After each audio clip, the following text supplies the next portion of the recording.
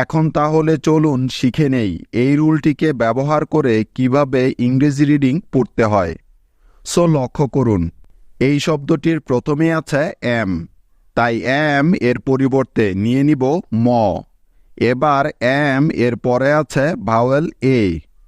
এখন এই জায়গাটা একটু ভালো করে লক্ষ্য করুন, এখানে এ ভাওয়েলটির কি লং সাউন্ড হবে নাকি শর্ট সাউন্ড হবে, সেটা কিন্তু নির্ভর করবে শব্দের শেষের ই ভাওয়েলটির উপর।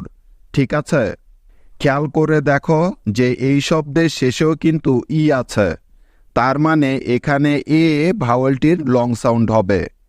কেননা আজকের রুলটিতে বলা আছে কোনো শব্দের শেষে ই থাকলে তার আগের ভাওয়েলের সবসময় লং সাউন্ড হবে 100%। লক্ষ্য করুন, এখানে কিন্তু এ ভাওয়েলটির পরে আর কোনো ভাওয়েলই নেই, তার মানে এই শব্দে এ ভাওয়েলটাই হলো ই ভাওয়েলটির আগের ভাওয়েল। সেজন্যই এখানে এই এ ভাওয়েলটির লং সাউন্ড এই হবে, কারণ আমরা আগে শিখেছিলাম যে এ এর লং সাউন্ড হলো এই, যার কার চিহ্নের জন্য একটি এ কার এবং একটি ই নিতে হয়।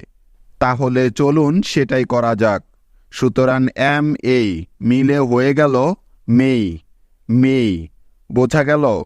তারপরে আছে ডি, তাই ডি এর পরিবর্তে নিয়ে নিব ড। তাহলে এম এই ডি মিলে হয়ে গেল মিড, মিড। এবার বাকি রইল ই। এখন এই জায়গাটা একটু ভালো করে লক্ষ্য করো, মনে রাখবে ই বর্ণটি কোনো শব্দের শেষে থাকলে ওই ই এর কখনো কোনো উচ্চারণ হবে না, অর্থাৎ শেষের ইটা সবসময় সাইলেন্ট থাকবে।